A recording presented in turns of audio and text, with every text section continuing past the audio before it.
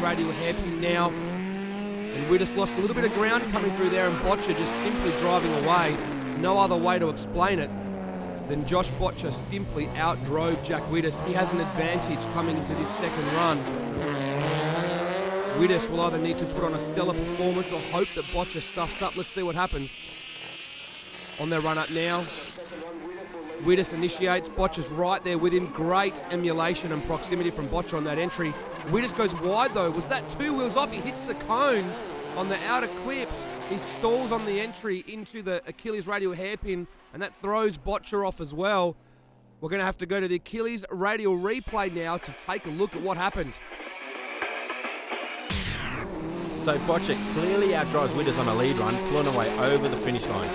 Then the boys flip it around. Botcher has great proximity on the entry, but unfortunately Widders has 2 wheels over the white line, giving him an instant zero. He then goes wide into the hairpin, stalling Botcher, but the run has pretty much been done with a zero. Mate, feeling good. Yeah, it was a tough battle. We had a bit of an issue on the first run with a bit of a hit, but got out there, threw out some sick angle. The GT radials hung on, and yeah, pumped to be through to the top 8. A pretty serious matchup to have so early. Michael Rosenblatt in the Newline Oils R32, Dale Campaign in the GH Haulage 1VR. Both of these guys were contenders last season coming into the final round. So this should be a pretty good battle indeed. Rosenblatt very aggressive and throws it in. Campaign a little bit late, winding on the angle to match. Bit sloppy on the entry. He's doing a bit better now though into the Achilles radial hairpin. Starting to push up a little bit closer. That Newline Oils R32. A very, very quick machine indeed. Judges saying no major advantage going either way, although Rosenblatt the slight advantage, if anything, due to the better entry.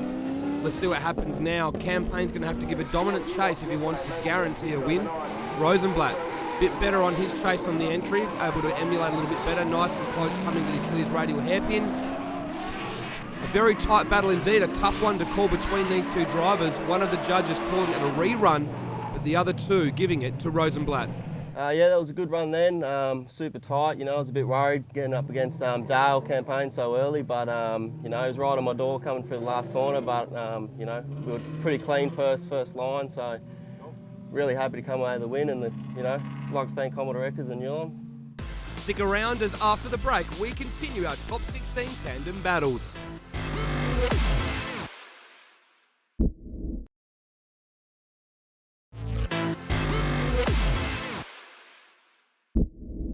Hello and welcome back to round 1 of the Just Car Insurance Australian Drifting Grand Prix. Before we continue on with our top 16 tandem battles, let's catch up with some of the top drivers from last season and see what their predictions are for this one. Last year I competed in the state series of ADGP. I've decided to earn myself a licence the proper way through state class last year. Because I wanted to drive as a registered driver this year as an international series. Basically, I guess it's a lot of work to compete with these national guys. There's some crazy good drivers out here, and yeah, we'll see how we go really. Last year I finished 6th in the championship. It was one better than last year, so yeah, a little bit happier. I was sitting in 1st at one point, then went back to 2nd for the last round. It was real tight. All the drivers had a chance to win it. I think it was in between 10 drivers could have won it in the last round. So yeah, it was a lot of pressure on, but yeah, it was still a good finish of the year anyway. Yeah, we won down at SMP down in Sydney at the round 3 of ADGP. It was probably our favourite track last year, and yeah, the car was just feeling dialed. Yeah, it's bringing us a bit of confidence for this year. Got a bit more practice doing a few more series up in Queensland, so should be a good year this year. Last season we had a really good start coming in 3rd, and then we just had a couple of gearbox dramas that really needed the sorting. So I guess it was very disappointing to start that way and then fall away. So this year we want to be starting at the top as we did last year, but keep on going. And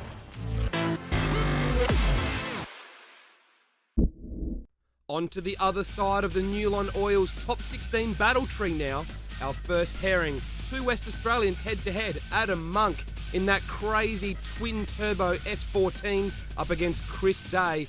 Our hard luck story of the weekend. He had to rebuild an engine overnight after blowing it up on the first lap, then rebuild a gearbox and then replace the diff. But it paid off for him though. He qualified 6th and now he's up against West Australian Adam Monk.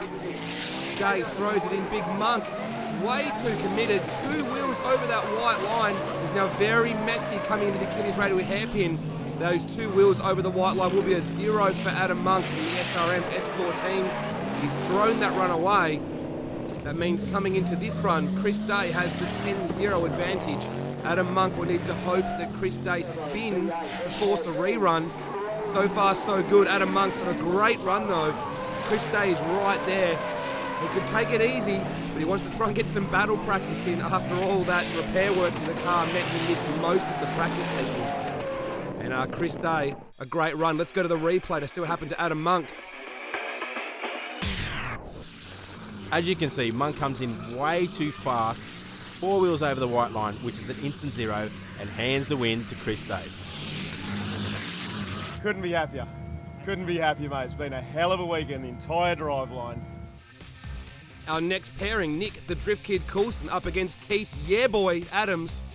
Keith, new sponsor for this season, Westlake Tyres. You can see down the side of that RB-powered S15. Nick Coulson in the X-Force Performance Exhaust Achilles Radial via Ute will lead. He throws it in big. Keith tries to follow him in, but he's overcommitted.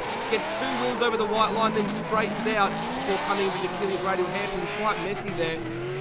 Manages to get back into the drift after the hairpin for the rest of the S's, but it's too late.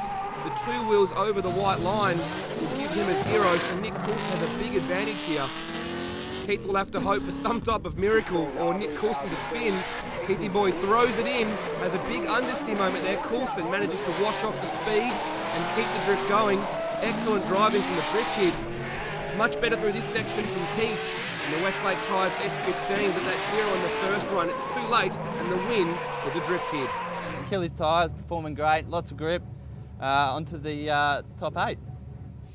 Our next pairing, Bo Yates in the Wins Nitto Toyota 86 up against GH Haulage team captain Chris Solito in the R33 Stylo from South Australia. He's looking to make a much stronger charge this season. He's looking pretty good so far. Let's see what he can do now against Bo Yates. Bo, big entry. Solito's right there though, very aggressive. Dives in on Bo. Oh, bang, there's contact there. It straightens up Bo Yates. You can see the massive damage to the door there as Bo Yates drives past. Chris Solito's front right tyre has obviously done most of that damage. This means that Bo Yates will have a 10-0 advantage, as an accident like that is the fault of the chase car.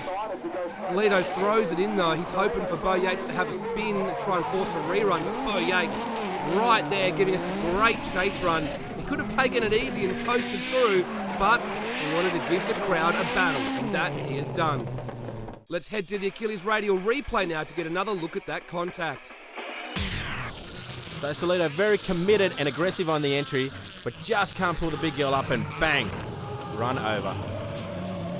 Oh, well, me and Chris just made pretty solid contact in our top 16 then. I'm not sure what's wrong. I mean, I think the car's steering okay, but I think there's a lot of damage to the door, but I'm sure the boys will turn around for the top 8.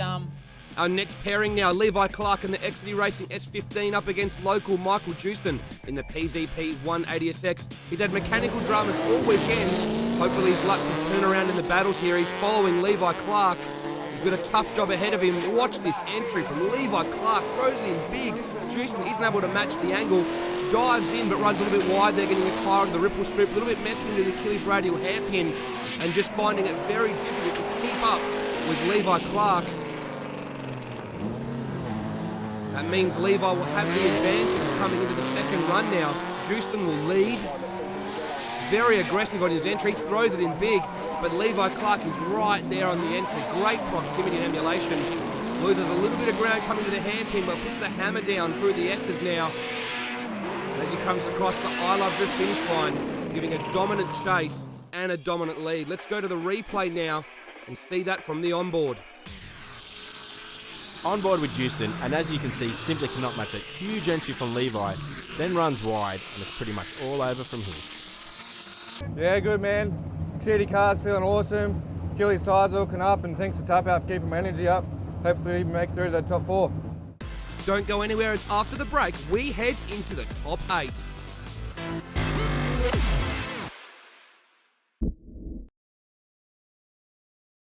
Welcome back to round 1 of the Just Car Insurance Australian Drifting GP at Barbagallo Raceway in Western Australia.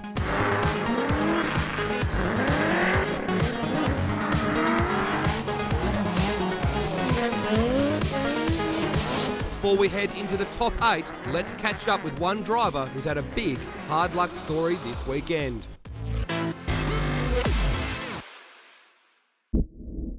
Hi, I'm Chris Day, driver of the all-day construction Drift Commodore. Yesterday, after only, a lap and a half of the drift demo, we had a big fire.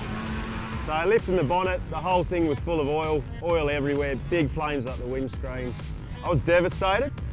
I just desperately wanted to be involved in the competition.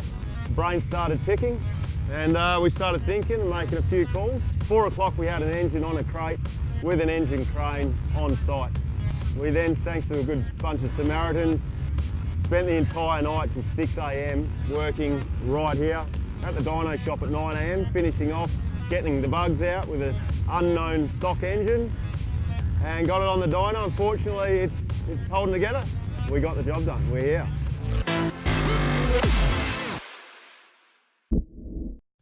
Well, one round down, now we are into the Newlon Oils Top 8 Battle Tree.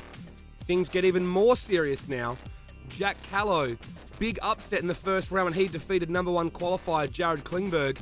Can he now defeat reigning champion Rob White? They've already had to go 2 reruns, both drivers making mistakes each time around. This is their